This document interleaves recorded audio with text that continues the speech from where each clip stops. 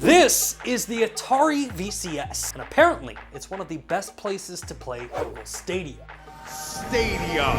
So on today's show, we are going to put it to the test to see if the Atari VCS truly deserves to be in contention as one of the best places to play Google Stadia. So let's talk about it. Are you listening? Hey, welcome back to the Nerf Report. My name is Bryant, and let's talk about the Atari VCS. Now, if you've never seen this console before, quite possibly its biggest claim to fame is that it blends the home console experience with many of the features found in personal computers. The Atari VCS has multiple classic retro video games to play, but also offers the ability to use things like Google Docs, Chrome, social media, and support for Windows, Linux, and Chrome OS. So you can literally turn this console into a home PC. And seeing that the Atari VCS already has a Chrome browser, this should be a pretty easy test. Essentially, this should operate just like any other Stadia experiment that we've done. My Stadia controller should communicate directly to Google servers, and those servers should transmit the gameplay back to my Atari VCS, which is connected to my television. However, recently, Atari has been advertising that it has enhanced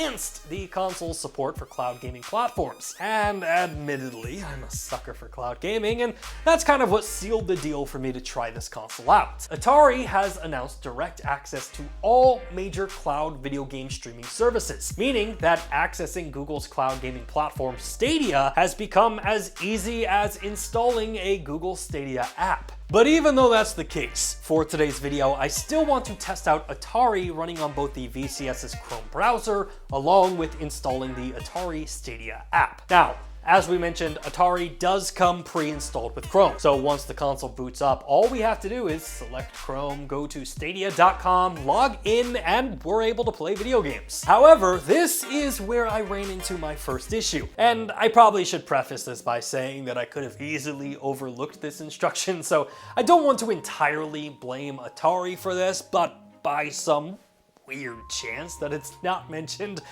yeah, you guys probably should fix this. Because for some strange reason, neither of my Atari controllers were able to move the cursor while using the Chrome browser. Luckily, there is a solution here. One, plug in a mouse and keyboard to your Atari VCS, and that solves the issue completely. But if you don't have an extra mouse and keyboard handy, well, Atari does have a pretty cool solution for this, and that is their VCS Companion app. Now, this app is 100% free and can be accessed in the Google Play Store and the iOS App Store. But once you sign in, you're allowed to link the app to your console, and the app will give you access to a virtual mouse and keyboard, which will allow you to control your console and use it in Chrome. And once we got hooked up with this companion app, signing into Stadia was pretty straightforward. And once we were logged in, I was able to sync my Stadia controller to the Stadia servers and play video games. I played games like Mortal Kombat, Madden, Star Wars Jedi Fallen Order, and Cyberpunk 2077, games that are currently not available in the Atari VCS game store. So knowing that that works, the next step, of course, is to try out the Stadia app. And while admittedly I expected to see this app listed alongside other apps like Netflix, YouTube, or Twitch, Atari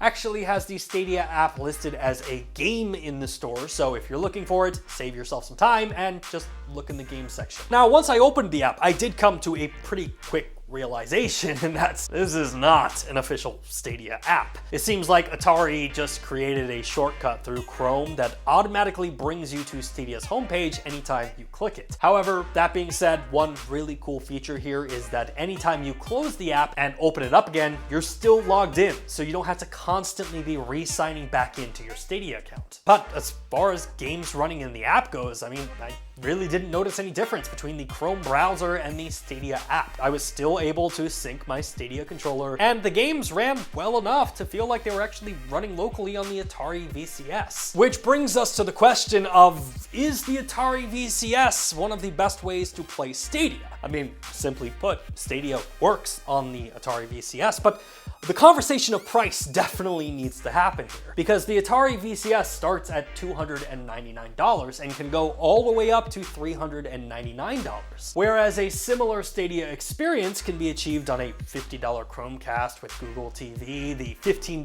Walmart ON streaming stick, or depending on what type of TV you have, Stadia can just be installed on your TV and run at no additional cost. However, that being said, I do think there are some areas that the Atari VCS has a leg up on over other options. One of those being is that the Atari VCS is also home to other cloud gaming services like Amazon Luna, GeForce Now, Xbox Game Pass, or Antstream. So if you're a die-hard cloud gamer, the Atari VCS becomes a valid option. Plus, you have access to all the other retro Atari games that are included with the console as well. And another win for Atari that we should point out is that the VCS seems like a pretty good solution for people who are wanting to use their mouse and keyboards with Stadia while gaming on their television. And at the end of the day, seeing Stadia run on the Atari VCS is still really cool. I think it's just a testament of the potential that cloud gaming has for the video game industry. And I really do hope that Atari continues to expand support for cloud gaming platforms, maybe even work directly with the platforms to bring official apps to the console. But what do you all think?